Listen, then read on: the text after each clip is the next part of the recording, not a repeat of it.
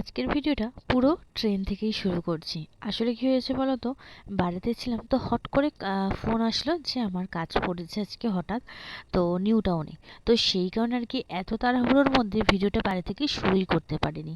তো ভাবলাম যে ট্রেনে উঠেই একবারে ভিডিওটা শুরু করি, তাই জন্য ট্রেনে উঠে গেলাম।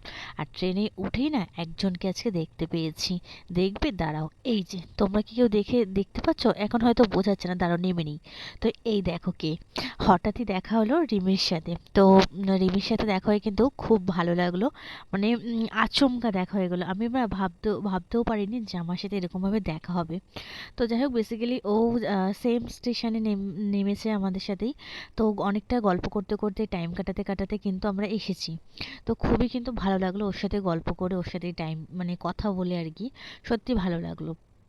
আমরা একসাথেই ট্রেনে উঠেছি, একসাথেই ট্রেনে নেমেছি। তো যাই হোক, ভিডিও তো এন্ডই দিতে পারিনি। তো হ্যালো বন্ধুরা, কেমন আছো সবাই? আশা করছি সবাই খুব ভালো আছে। আর আমি বর্ণালী, আর আমার চ্যানেল পিবিসি বলে আসলে তোমাদের আরেকটু নতুন ব্লগে অনেক অনেক স্বাগত আর ভালোবাসা জানাই। তো যাই হোক, আমাদের ডেস্টিনি আজকে কোথায় সেটা তো নেমেই তোমাদের সাথে দেখাচ্ছি। এখানে আমরা অটোতে উঠে গেছি। আর অটো থেকে উঠে কিন্তু এই যে নেমেছি, আর আমাদের ডেস্টিনিতে আমরা পৌঁছেও গেছি ফাইনালি। তো এই হচ্ছে গিয়ে আমাদের মেন আর কি জায়গা, যেখানে আমরা আর কি কাজে এসেছি।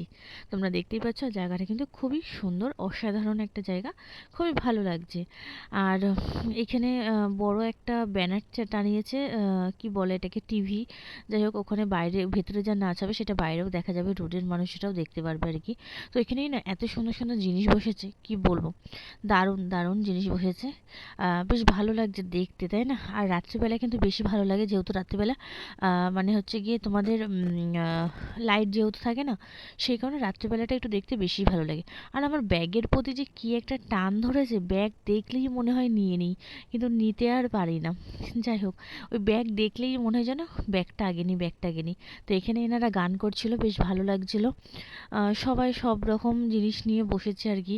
আর একটা জিনিস এত সুন্দর না, এত সুন্দর কি বলবো। যাই হোক, ফাইনালি আমরা পৌঁছে গেছি। চলো এবার এখন মেকআপ শুরু করি, তারপরে তোমাদের সাথে দেখা হচ্ছে, কেমন? তো এই হচ্ছে কি আজকে দুর্গা, মানে ইনি দুর্গা হয়েছে। তো এনার এই যে লুকটা ক্রিয়েট করা হয়েছে, কেমন লাগছে কমেন্ট করে জানিও। অবশ্যই পুরো ফুল লুকটা তোমরা আর কি উনি ড্রেস পরার পরই বুঝতে পারবে। এখন জাস্ট মেকআপটা কমপ্লিট হয়েছে, হেয়ারটা কমপ্লিট হয়েছে, দেখতেই পাচ্ছ ঠিক কেমন লাগছে। যাই হোক, চলো এনাকে দেখিয়ে নিলাম। তো যাই হোক, ওনার ফুল লুকটা আমি তোমাদের পাশে ফটোতে অ্যাড করে দেবো। তার কারণ হচ্ছে গিয়ে আমাদের এতটা দেরি হয়ে গেছে না, কি বলবো, ভিডিওই নিতে পারিনি ওনার সাথে আর কি। ফুল লুকের শুধু ফটোই তোলা হয়ে গেছে, তোলে বাড়ির বেরিয়ে এসেছি। এই জায়গাটা তোমরা চিনতে পারছো? এই জায়গাটা কত সুন্দর দেখতে লাগছে না? এই যে রাউন্ড করে লাইটিং যেটা রয়েছে না, এটা কিন্তু একটা রেস্টুরেন্ট। এটা হচ্ছে গিয়ে তোমাদের কি বলো না, অভিষেক বন্দ্যোপাধ্যায়ের আর কি রেস্টুরেন্টটা আর কি। আমি তো সঠিক জানি না, তো আমি শুনলাম তাই জানলাম, তোমাদেরও জানিয়ে দিলাম। যাই হোক, এখানে আমরা বাসে উঠে পড়েছি। আর আজকে আমাদের টিফিন দিয়েছিল, তো সেই কারণে আজকে টিফিনটা বাসে উঠেই খেয়ে নিয়েছি, এত পরিমাণে খিদে পেয়েছিল না, কি বলবো। যাই হোক, আমরা এখন হচ্ছে গিয়ে স্টেশনে পৌঁছে গেছি। স্টেশনে পৌঁছেই আর কি মামি বললো যে চলো মোমো খাই, তার জন্য এখানে মোমো নিচ্ছে। তাই মোমো খাবো। আর যেহেতু সারাদিন ভাত টাত খাওয়া না, তো সেই কারণে প্রচণ্ড পরিমাণে খিদেও পেয়েছে। আর ওখানে টিফিন দিয়েছিল, সেটা আমি বাসেই খেতে খেতে চলে এসেছি। ওই একটা প্যাটিস টাইপের দিয়েছিল, চিকেন প্যাটিস টাইপের। আর তারপর তোমার একটা দুটো মিষ্টি দিয়েছিল, একটা বরফি আর একটা আরেক ধরনের মিষ্টি। বাট আমি বরফিটা রেখে দিয়েছি, আর একটা মিষ্টি খেয়েছি। আর এখানে মোমোটা খেয়ে নিলাম। মোমোটাও খেতে বেশ ভালোই ছিল। তবে মোমোটার মধ্যে না ময়দা আর আটা দুটো মিক্স করা ছিল, আমার যেন মনে হলো ওরকম, দেখেও মনে হলো, আর খেতে টেস্টেও ওরকমই লাগলো একটু। যাই হোক, তাছাড়া আদারওয়াইজ মোমোটা খুব ভালো লেগেছে খেতে। তো প্রচণ্ড পরিমাণে ট্রেনে ভিড়, আমরা দুটো ট্রেন মিস করেছি। তারপরের ট্রেনে আমাদের ঠেলে ঠেলে ট্রেনে উঠিয়েছে।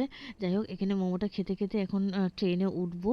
উঠে তারপরে পরে বাড়িতে তোমাদের সাথে কথা হচ্ছে ডাইরেক্ট। তো হ্যালো বন্ধুরা, গুড মর্নিং। আসলে কালকে অনেকটা রাত হয়ে গেছিলো বলে সেই জন্য ব্লগটা কন্টিনিউ করতে পারিনি। তাই এটা হচ্ছে কি পরের দিন, এখন সকাল বাজে 11:30, এখনও 12টা বাজেনি, সেই কারণে কিন্তু আমি গুড মর্নিংটা বলতে পারলাম।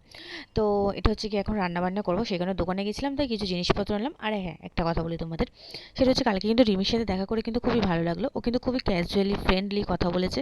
একটা যে ওর মধ্যে ঘ্যাম অহংকার সেই জিনিসটা কিন্তু আমি দেখিনি।